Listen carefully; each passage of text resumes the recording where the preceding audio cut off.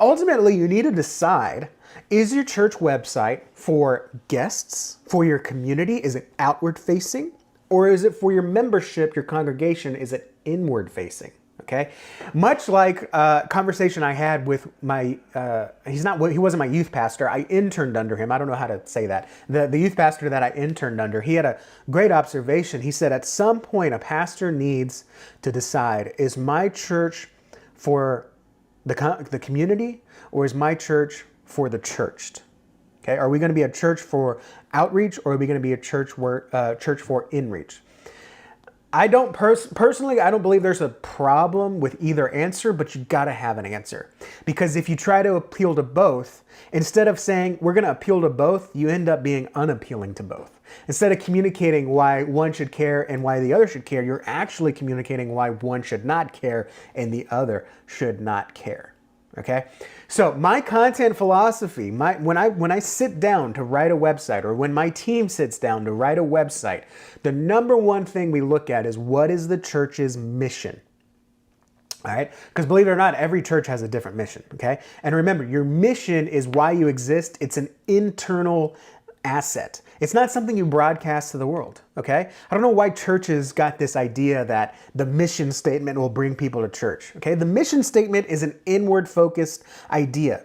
It's the same way that the business mission statement is not your marketing material, it's not your promotional asset. It's something you train your employees on, your new hires. They learn the mission statement. They should internalize the mission statement, and they should live it out in their career. In the same way, the mission statement is internal for our congregation. We want to be a church that makes disciples who makes disciples. That's an internal motivation. That's an internal mission.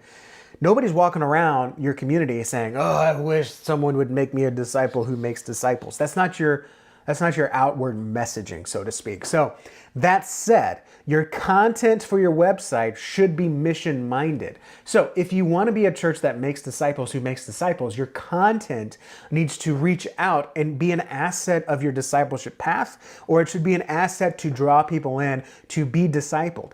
If your mission is to glorify God by sharing his purpose of creation, that's a real heady mission statement. But then your website should glorify God, meaning puts Jesus first, right? It ain't about the building, it's about Jesus, by sharing the purpose of his creation. I'm just pulling an example of a mission statement I think I read earlier this week, okay? So then your website needs to communicate purpose. It needs to communicate like you were created for a purpose. And just writing welcome home Sunday at 10:30, that doesn't communicate that. I hardly believe that glorifies God. It's just information about a church service. It doesn't communicate purpose, and it doesn't communicate why I was created or compel me to find purpose. So you have to know your mission, why your church exists, and then your website needs to play a part in showcasing or fulfilling why that exists. I hope that makes sense, because I'm going to kind of dive a little bit deeper into like how you write the content for your site, or at least what content you need for your site.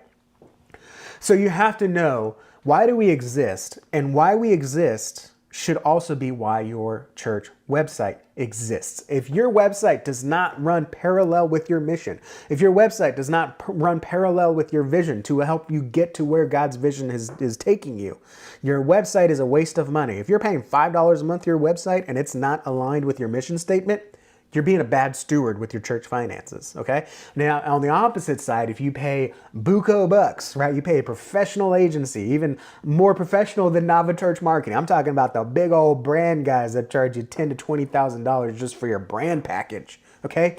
And you pay them that much money, and you're like, oh Lord, that's so much money. You can get it cheaper elsewhere. But they are perfectly in tune with your mission statement, in tune with your church's purpose and why you exist. And this branding package is going to help you accelerate your church in the right direction to accomplish your mission and move forward your vision. That is a fantastic investment. We have to get in these lines where everything we do has to be aligned with our mission, and that includes your content. So let me get back on track here, and let's talk about the content your church website needs to draw in guests. So I've shared with you my content philosophy. I'm going to share with you now how to treat your church website that actually brings in more guests. And I like to allude it to this way. Your church website needs to act as a greeter at least the greeters we want in our church. Meaning if someone comes to my church door, I want someone, if not myself, I want someone at our church to say, welcome, I'm so glad you're here. How can I help you? Can I carry these bags for you? Can I show you to, I'm going to look at this person. Do they have kids? Let me show you to the nursery. Are they alone? Hey, let me show you to a seat, right? Or hey, how can I, or what can I do for you? How can I help you, right? That's what we want, a personalized welcome. And I'm not talking about like personalization here. If you're a marketer, if you've been on those channels, I'm not talking about personalization here. I'm saying we want something that feels personal. And I want to be guided into what to do next. Okay, if I walk into a church, hey, I see you have kids. Can I show you to the kids' room? Now they can say no, but most of the time when you say something like that, it's like, yeah, absolutely. Show me where I need to go, please. All right. You want your church website to function like that greeter, not like what I lovingly call, I have no problem with Chili's, but you don't want your website to be like a Chili's server who walks up to your table, puts a menu in front of you and says, what can I get for you today? What do you want today? Okay. What can I get for you today is even nicer than what you may experience. Hey, tell me what you want. Okay.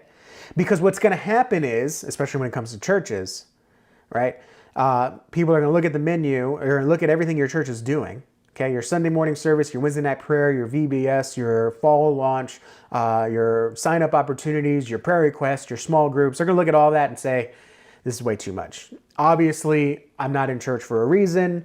There's something happening here that's great for you, but I don't know where I fit in, so let me go somewhere else. Okay? The difference between a Chili's menu and your website is people actually know what they're getting into at a Chili's probably. They don't know what they're getting into with your local church, and if they think they know, it's because of preconceived notions and experiences they've had from other churches they've possibly visited. And that's more often bad than good.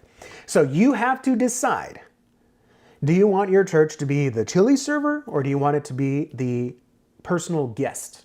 Do you want to throw a menu in people's faces and say, tell me what you want? Pick what you want. Tell me what you want to do.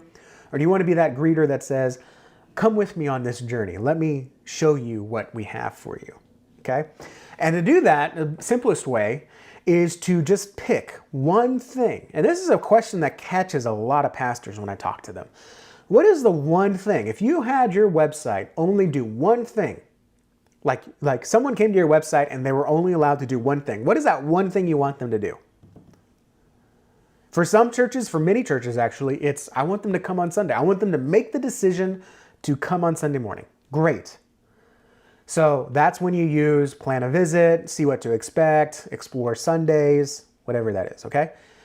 For a growing number of churches, they don't want Sunday morning to be a guest's or visitor's first impression of the church. They want it to be a small group. They want it to be an outreach event.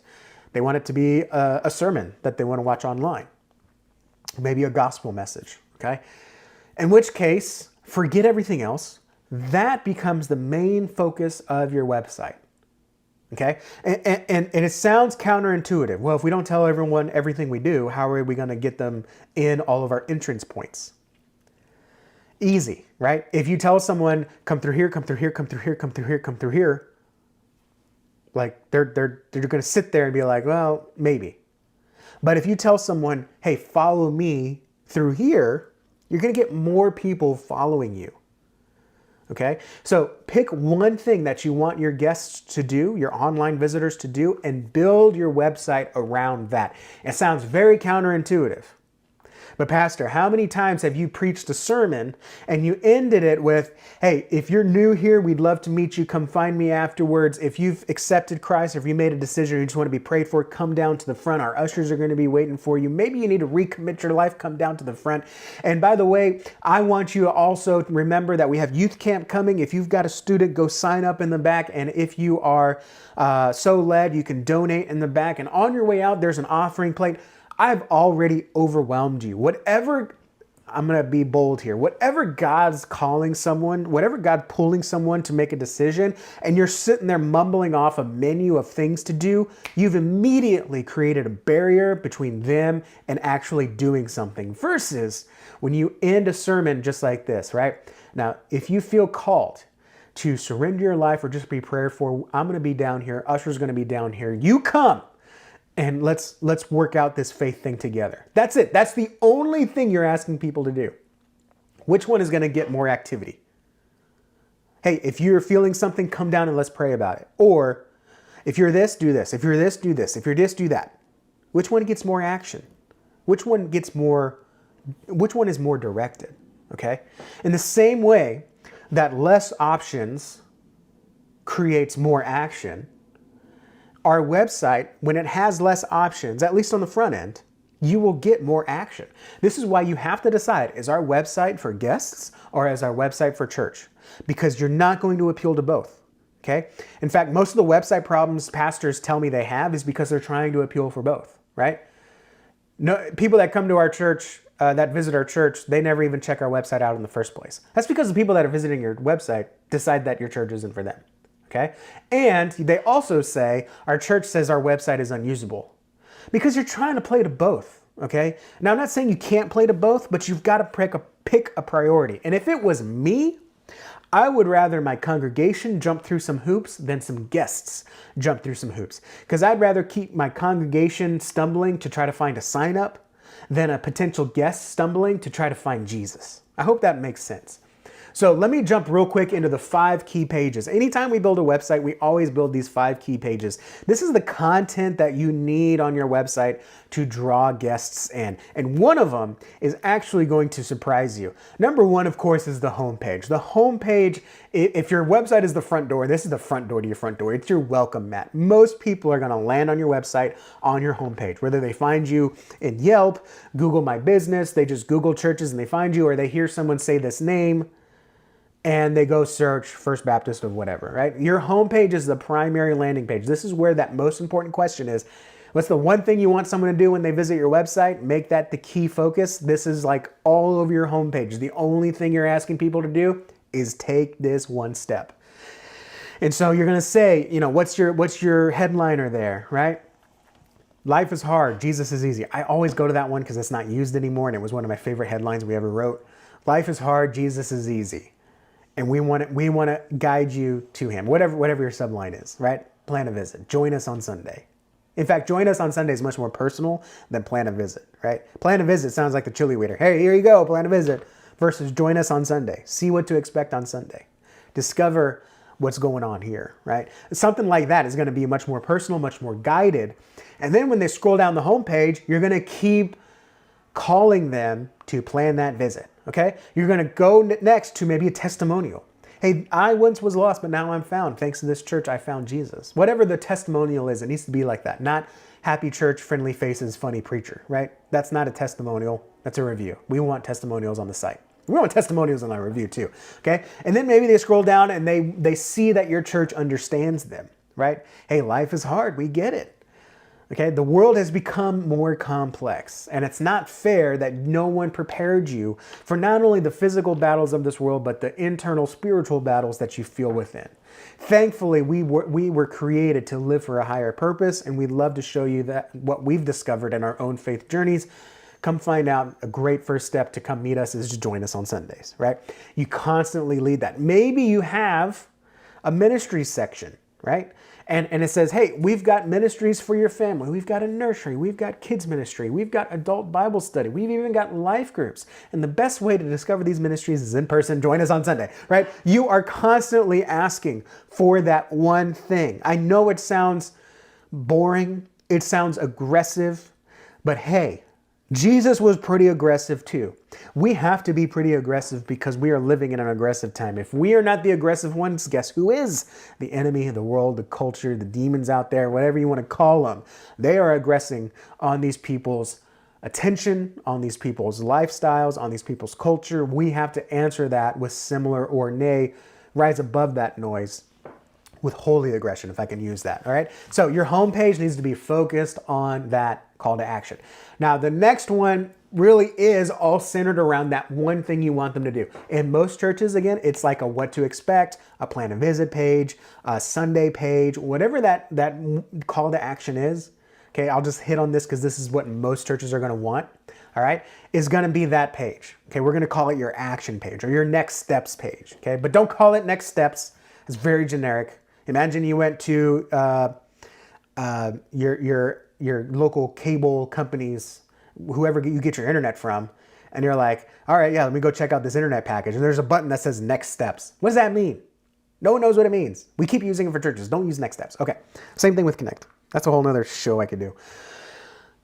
So the next one's going to be all around your primary action. Okay. So let's say it's plan a visit on Sunday. Now you're going to build a whole page that's going to guide people to take one step. What's the one thing you want them to do? Okay. If you want them to come on Sunday, you've got to give them something to do. Don't just give them information about what to expect on Sunday. They're going to forget it as soon as they click that X button and they open up Angry Birds on their phone. Okay.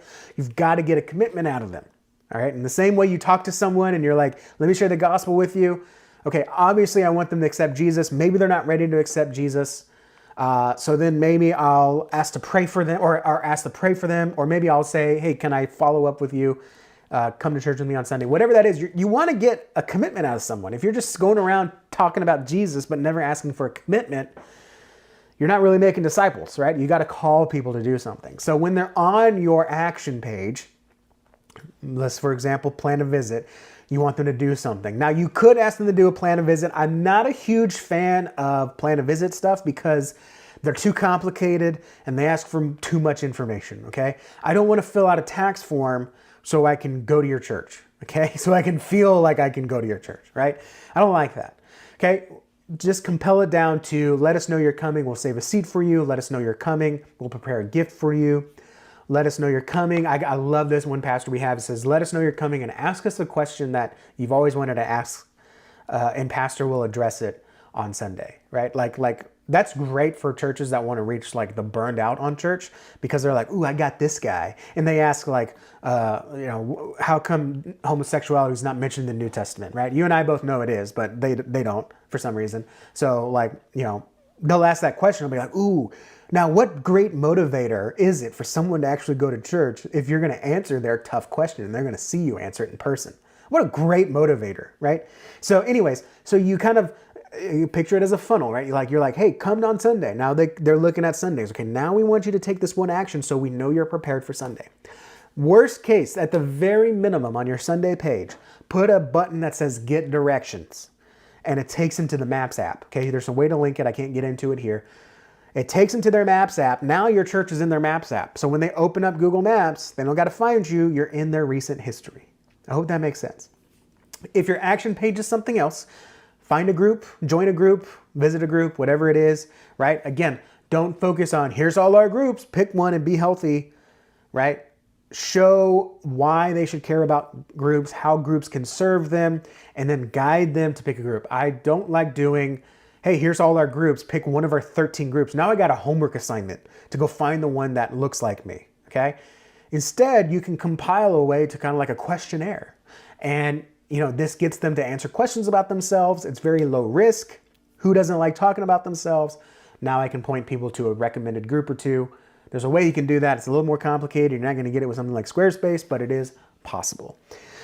Now, the next page we want to talk about is your About page. For some people, they have enough leadership that they want their own leadership page.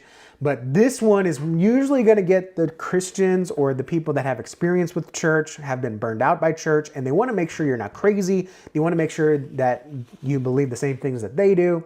So you should have an About page. And again, this About page does not stop at information. It needs to call people to action to go to your primary action page, okay? Your Sunday page, your group page, whatever it is, okay? So when you share your About page, yeah, sure, share your mission, share your visions, share your leaders, share a video from the pastor, but always call them to go to that action page, okay? If someone says, hey, I like Pastor Gary, that's cool,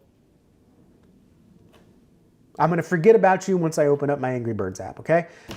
You need to call them, okay, hey, a note from Pastor Gary or a letter from Pastor John, right?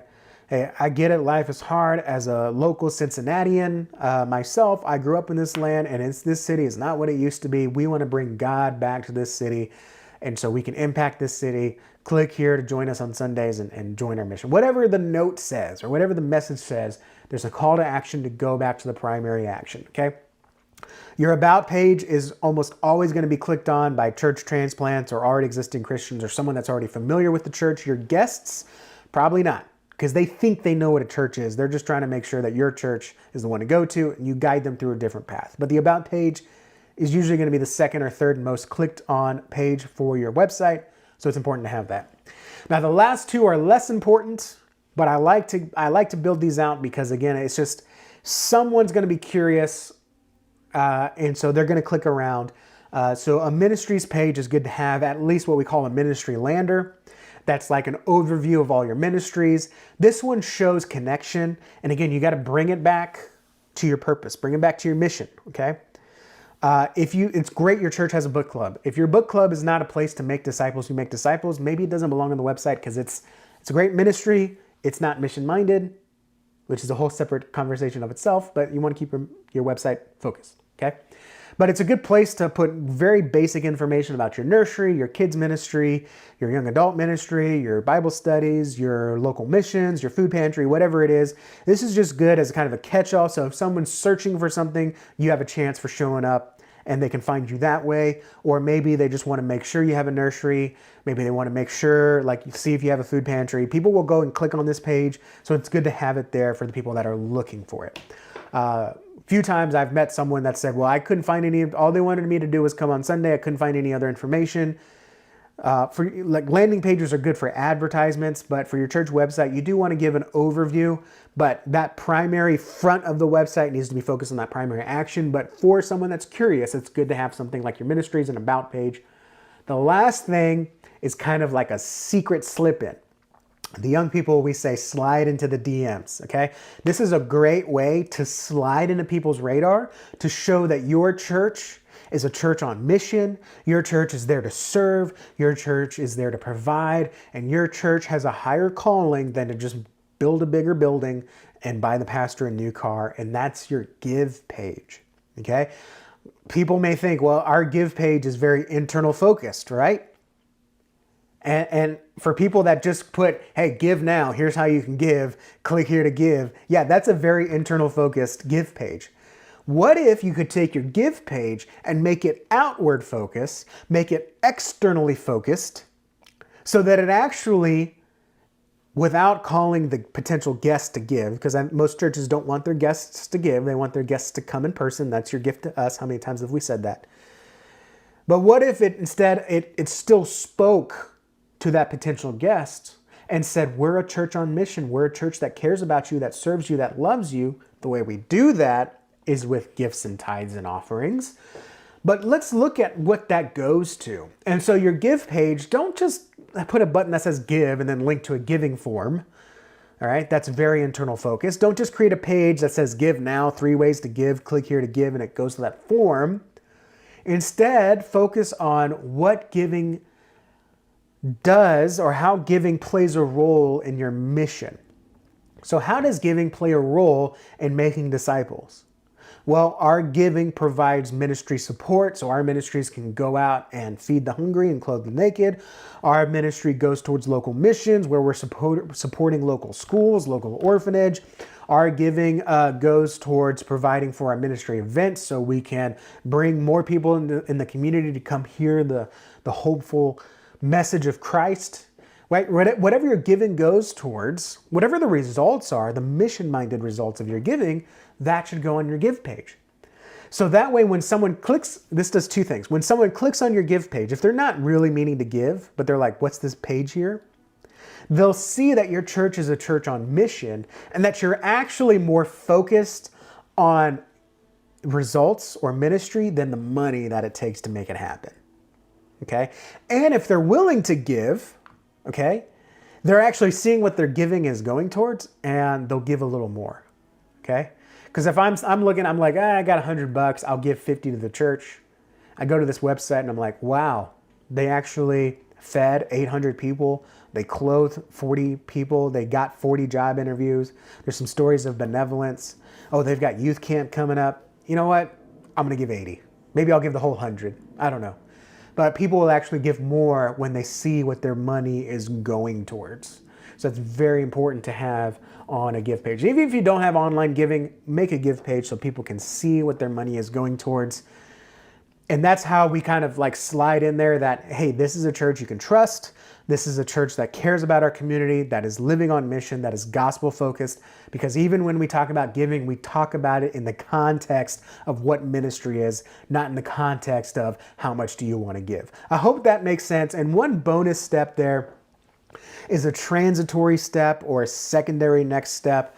This is an option of, hey, like maybe someone think about the greeter analogy. Someone comes to church, your greeter says, oh, hey, you've got kids. Can I show you to the kids ministry? And they say, no, kids are going to church with me. And then you say, oh, okay, well then can I show you to the sanctuary, right? If they're not ready to take that primary step, you want to give them a transitory or transition step that, like, if you're not ready to do this, then let's do that instead. Okay, this is usually a lower risk. You don't want to say, don't want to plan a visit, come to a life group instead. Like, if they're not ready to be in a group of people, they're not going to be also ready for a group of people. This is usually a transition step to warm them up into making that primary action. This is where a lot of churches, lose the focus of their website because they have a million transitory steps, or their transition step in no way plays a part of their primary step. So if you want people to plan a visit on Sunday, but they're not ready, you might want them to watch an online sermon.